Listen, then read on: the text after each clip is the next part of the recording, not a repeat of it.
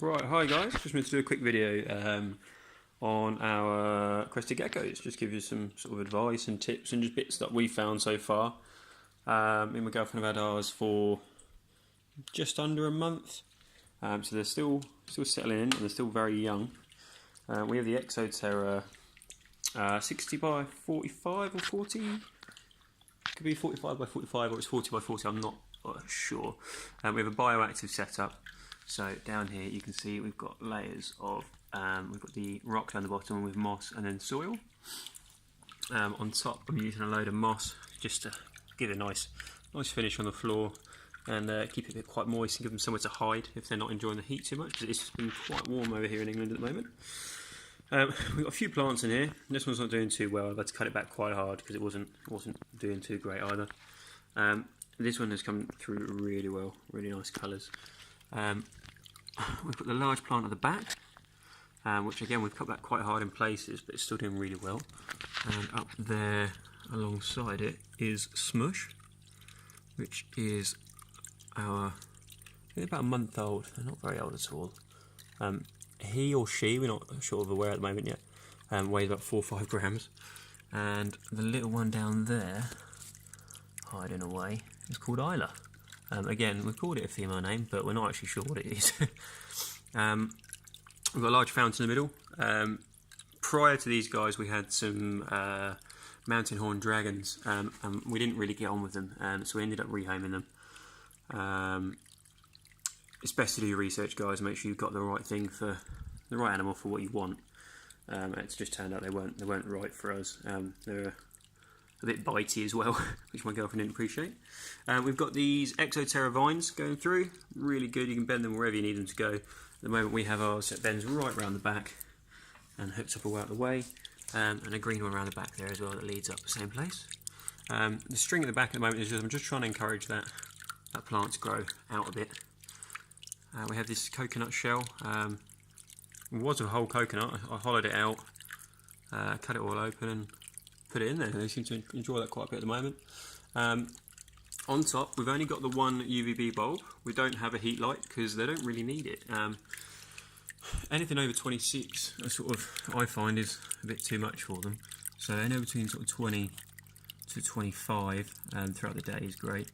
And then humidity, you just keep up as you go. I'm going to have to give it a good spray after I've closed all this up. Sprayer wise, we just use a little blue mister. And just give it a good generous spray, just keep them happy.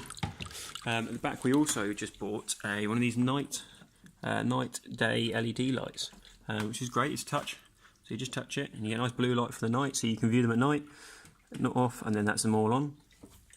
They don't seem to really like it too much. I thought we were going to watch them a bit better at night, but they're not a huge fan. But that is what it is. We're feeding them some of these jelly pots at the moment. Tried a few different ones, these purple ones and the green ones. We're also feeding them the Rapashi gecko diet.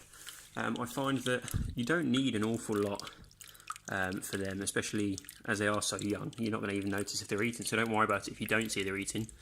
As long as you see poo and bits around the cage, you know that they are still eating.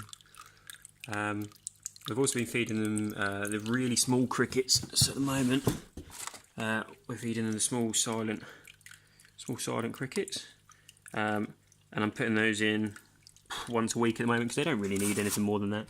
Give them a little calcium dust just to keep their calcium levels up, and then yeah, you put the Rapashi at the back in a little milk cap. I find because that way you can see how much they're getting through and you can replace it. You only really need to be feeding them at night because that's when they're going to be most active anyway. I'm going to see if I can get one out for you. Bear in mind, they haven't been handled today, so they might not be in the best of moods. Oh no, he's playing ball, so should be able to leave that open without the other one running out. This is Smush. Very small at the moment, but great colours.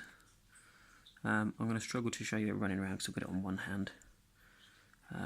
But if he wants to go down there, he might. Oh no, I think he'd rather stay on me today. So that's Smush. He's doing well, he's getting big. He's the biggest of the two. And we're hoping to find out what sex they are in sort of 6-month bracket, so you know what you can keep together. Because unfortunately you can't keep 2 males together, and you can only keep 2 females together.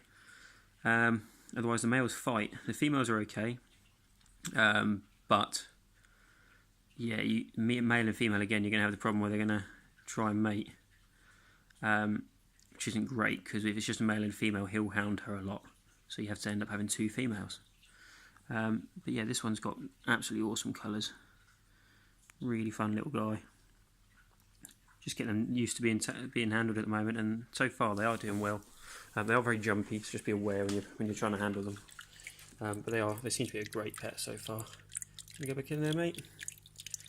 They are great little jumpers as well, so he'll lie up, legs will come back, legs will come forwards, and he'll work out where he wants to jump to. Unless he's not feeling it. Poke him in the bum and he'll probably go. Well, mate, there you go. Off he goes. And then Isla is a lot smaller, she's about there. But I hope this has been a little bit helpful for you, just helping you sort of decide if they're right for you.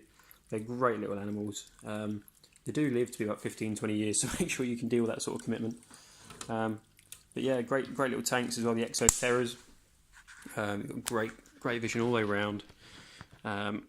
We have the fountain in there just because it gives them a bit of running water. It's nice to listen to at night. We have that running all through the night, and it doesn't seem to be a problem as long as you keep it topped up. And yeah, as long as you keep them happy and just keep an eye on them. I mean, you'll see if they're not happy. That they don't come out. They're not very active, and these guys they sleep during the day, and you can tell when they're sleeping, which is a hard one because they don't have eyelids. So when they are sleeping, they're usually laying pretty flat instead of being propped up and holding their head up ever so slightly, it'll be laying flat on whatever surface they're on, and their eyelids will be ever so slightly sort of closed, almost. They don't have eyelids, but the brows, the eyelashes they have above their eyes, will be sort of folded down almost halfway across their eye. Struggling to get good focus on him because it's through the glass. But yeah, he's lovely as well. They love the cork bark, so we've got a bit of cork bark in there. Not a lot, mainly because of all the plants we've got there at the moment, and there's just not really enough room without making it a bit crowded. And we do like to be able to see them, so it is something we'll probably move around. You can move around the cage quite a lot anyway. It's best not to, but they're not going to be too fussed. I mean, when these guys have had this moved around a few times since they've been here, and they haven't been too fussed about it. So yeah, I hope this has been helpful. Any questions, give me a shout.